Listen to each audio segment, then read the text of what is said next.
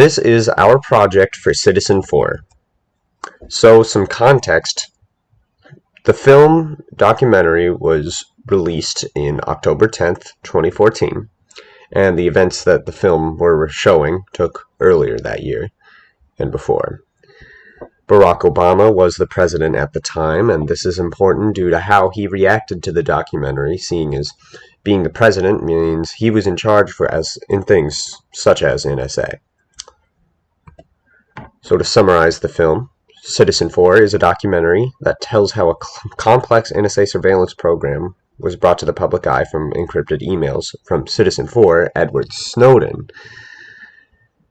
And Edward Snowden was in the military, and he eventually went to work for the NSA as a contractor. And since he was working in NSA, he had access to all the highly classified information and programs.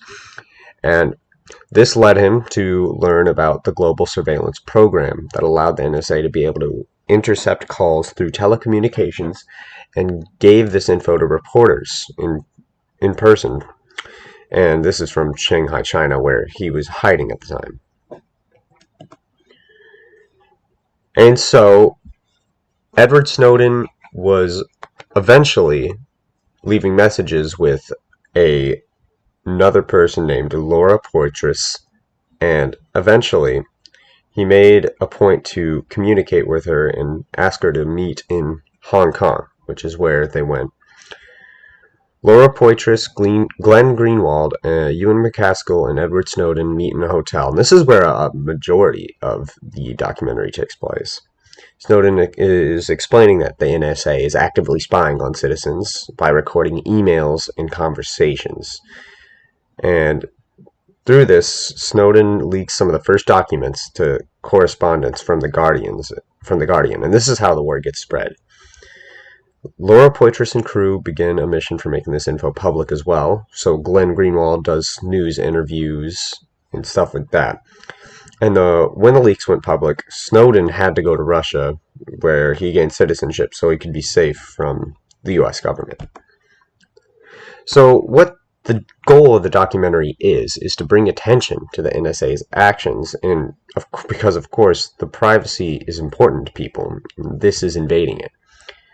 This is also to show that that our government is watching, tracking citizens' actions digitally through metadata and search engines.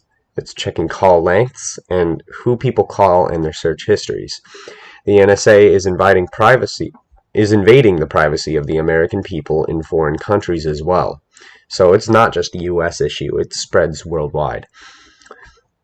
The film is definitely arguing for the case of Edward Snowden and his actions as a whistleblower, stating him as a hero figure, more than doing something that he shouldn't have. And Snowden states that there are over 1 million people on an NSA watch list at the time of the film. And this is just showing more how widespread these programs are. So the reliability, the whole film kind of covers the reliability in general. Snowden's information, was it real? Well, during the meeting in Hong Kong, Edward Snowden provides plenty of evidence on how the NSA spies on the public. He literally had the files they had given him. Snowden even provides the info that he has access to himself. The government's reaction further proves the validity of Snowden's information.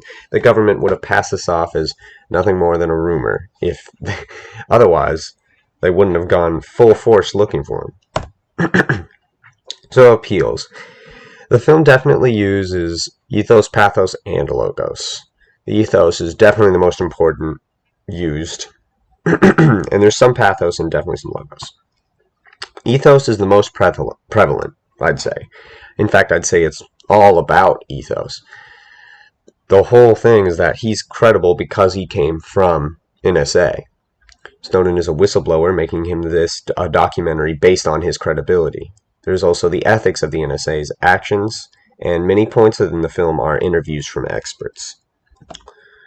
So as for pathos, this is a real story, and it's meant to incite fear. The documentary was made to make the viewer afraid and wary of surveillance. And there's also a bit of patriotism because it's threatening American freedom, and the privacy is at stake. As for Logos, there's more interviews with experts. A fraction of the movie is from a court session, so a lot of logic involved. Edward Snowden brings evidence to their meeting on his laptop, and the consistent statement that the data of the public should not be collected without permission. The bias of the film is very clearly against NSA and for Snowden. It's lots of negative information on NSA, and it's almost nothing good. And the goal is to take action against NSA. And this whole documentary is a defense over Edward Snowden speaking out and spreading the word. This also exposes classified programs and information. And this is filmed in a way that it makes Poitras and the crew the protagonists of the film, and it very clearly makes the NSA the antagonist. Some logical fallacies that the film used. There are some, such as slippery slope. So at some point they're making predictions that the security measures will eventually reach Big Brother levels. So it's obviously bad, the privacy, but then they go and say that it inevitably will increase. And they also do some stacking the deck when they're ignoring the benefit of the spying done by the NSA, when the purpose of was to prevent terrorist attacks. But this is weaker because they're still invading privacy of all people.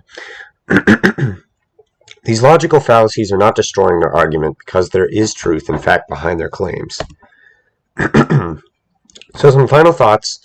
The main argument of this documentary was very strong, and the point was to make the public aware of the NSA's secret spying methods. Privacy is a right that is desired by all people, so it innately gives this documentary a step up on its credibility. This is the end.